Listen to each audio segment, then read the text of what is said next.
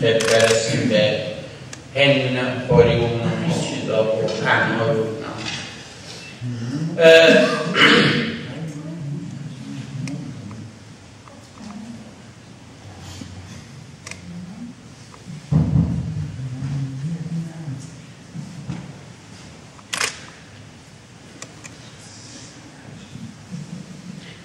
من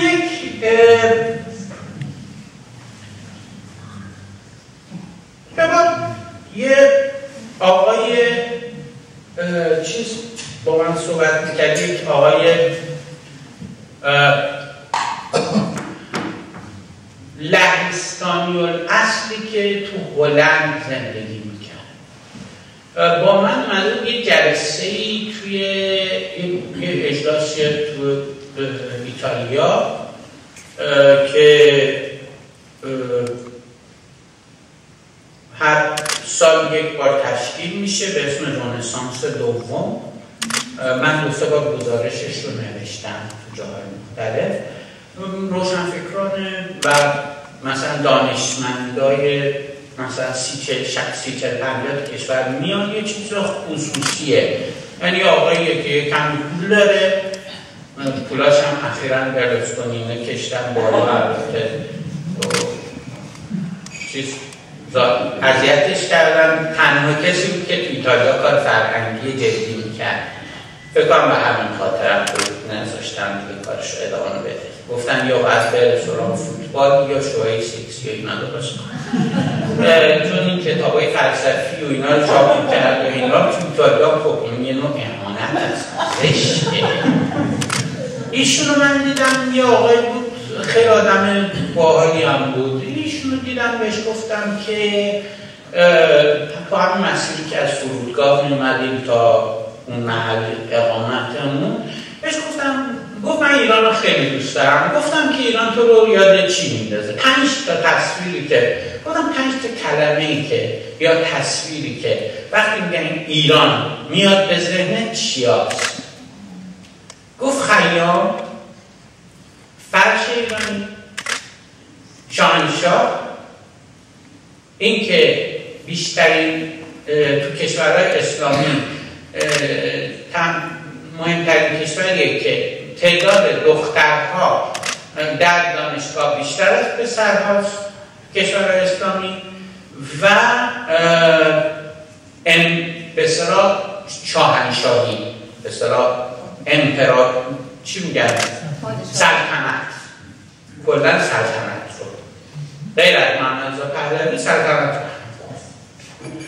گفتم تو فکر میکنی حالا بعدش میخواین هر چی بخواین به دستر من بگی متولد سال 39 هم هست، بعد چی میگی؟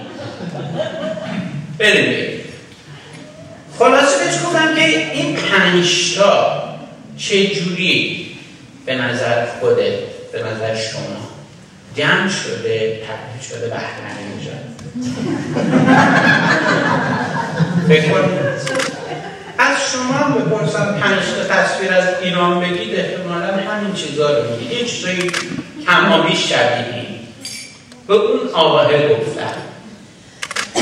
کلی خندید. بعد بهش گفتم که خب حالا من به 10 تا کلید میدم برای اینکه بفهمی که چجوری این 5 تا تبدیل به احمدینژاد میشه. این کلیدها رازهای فهم ما ایرانی هست. اگه کسی فهمید خیلی کار سخته. اصولاً فهم ایرانی ها کار سختیه. اولین موضوع اینه که حالا اینا رو من همه به صورت مثال میگم، چون مثال زدن خیلی بهتر ما رو باعث فهمیدن میشه. مثلا ماها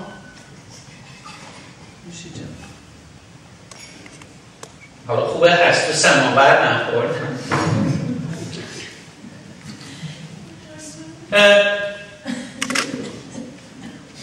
سر قضیه 11 سپتامبر من یه مقاله نوشتم به اسم اینکه نوشتم چرا ایرانی‌ها در مجله 11 سپتامبر نشر نمیشه. هنوز با اون مقاله معتقدم. یعنی من معتقدم که همه ملت‌های به خصوص عرب ممکنه تو اون قضیه نقش داشته باشن، القاعده، علیارشه، هرچی. اصلا کلن هر کدوم از این تشکل‌ها ممکنه نقش داشته باشن تو این قضیه، ولی غیر از این. اولا به این دلیل که خب 19 نفر میدونید که تو این قضیه با هم همکاری کرد. 19 ایرانی نمیتونن، یعنی شما نمیتونید 19 ایرانی پیدا بکنید که به مدت 3 ماه بتونن همدیگر رو رهنمایی کنن، با همدیگه کاری رو بکنن، مگر اینکه به زور باشه. خب این کارم که به زور نه.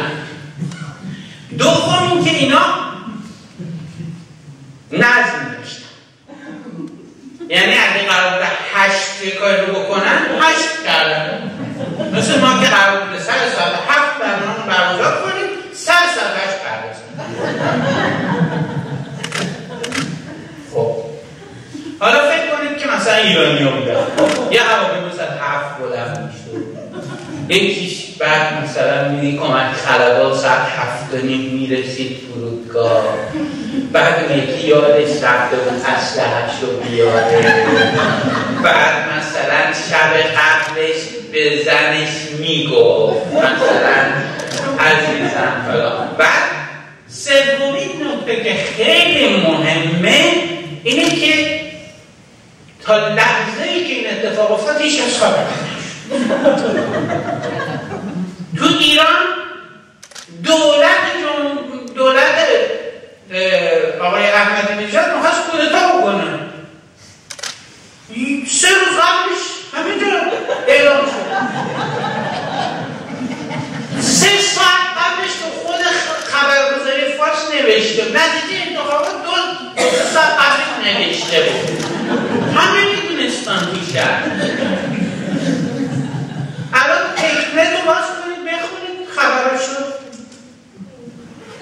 می‌نویسه که آره آقای خامنه‌ای مجتبی رو از توالت بیرون کشید، بهش گفت پسر 1.5 ساعت اینجا وایسادی، من دارم دلم میپیچه، مگه تو آدم نیستی که هرچی میمونی این خبر رو کی در آورده؟ غیر از مجتبی باباش که کسی نبودم اونه که به نقل از یک منبع موثق یا مجتبی گفته یا بابا گفته. آقای نوری‌زاده نامصب این گوشا وسط بیت رفت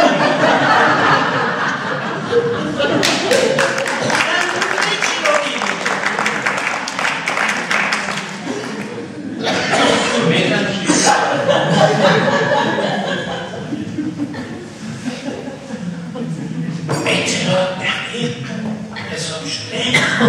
خب اگه ایرانی ها کردن همه میدونست، یعنی خود تروریسته به زنش میگفت در آخرین لحظه خب عزیز من دیگه تو رو نمیبینم، حتی به خاطر اینکه بتونه خداحافظی بکنه ممکن بود بره نامزد کنه، ولی یه کسی باشه که بالاخره هیچ بتونه و مهمترین دلیلی که این کار رو ایرانیان نکردن دیگه به نتیجه رسید. یعنی عملا این هواپیما رفت خورد به ساختمونه. اگه ایرانیان می‌خواستن این کار رو بکنن الان هواپیما رفت بود هاوایی. فکر کن اگر مثلا 19 تا ایرانی تصمیم می‌گرفتن من نشستم گفتن خب ما می‌خوایم بریم برجای تجارت جهانی رو بزنیم. و اولین گفت برای چی برجای تجارت جهانی؟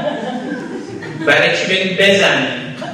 بعد از 1 ماه بس به این نتیجه می‌رسیدن که نه بریم هاوایی، اونجا یه دونه مجتمع فرهنگی درست کنیم برای گسترش زبان. بعد میرفتن اونجا برای ما میفهمیدیم که تو هاوایی مهمترین تولیدات مثلا نصف مردم هاوای فارسی دارن.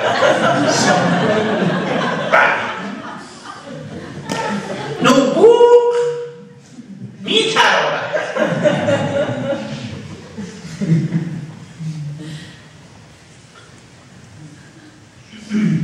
نکته دوم که شما اگر از ایرانیا بپرسید که 3000 سال پیش چه کسی پادشاه بود؟ داریوش. بردیاد بود. بعد یه اسمای هست قردشیر دراز هست. بعد گرداف، دیاکو، اینا یه مشت. من بعضی رو نمیدونم اسما رو میدونم فامیلیان به قول یارو از همشهری ما پرسیده بود مادر چی بود؟ مادر امام زمان چی بود؟ گفت ما نمیشناسیم. من همینجوری بهشون گفتیم خانم نصری.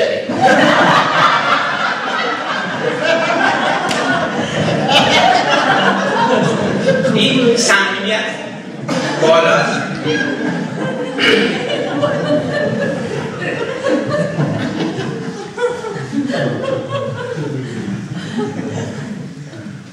میدونن 3000 سال پیش چه خبر؟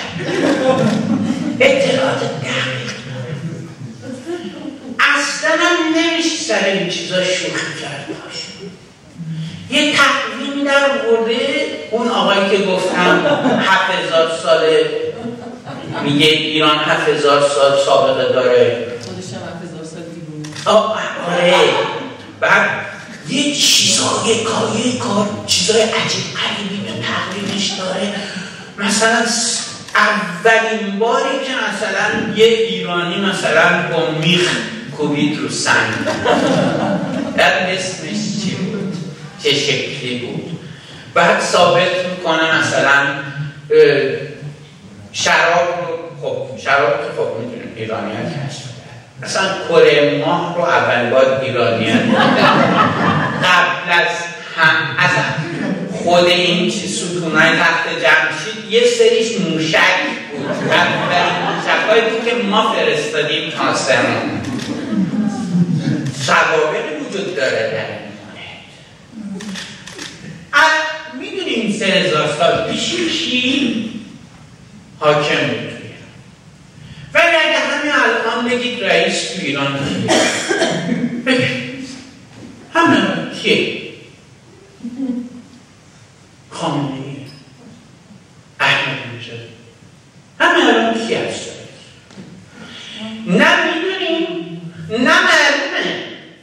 یعنی از خودش هم بپرسی رئیس تویی میگه نمیدونم.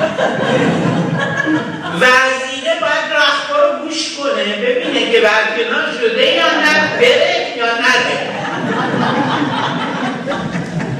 یارو اومده دست میده مثلا با وزیر خارجه سنگال میگه که من وزیر خارجه جمهوری اسلامی هستم.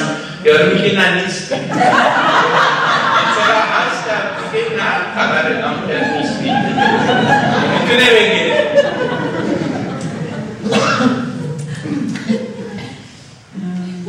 تو خارج از ایران نمیده فوش میخوام بدن. فوش میدن به خاطر مرد که دیوز آدم کشه بی شرف چرا؟ این کار کرد خب اونا که بد نبود که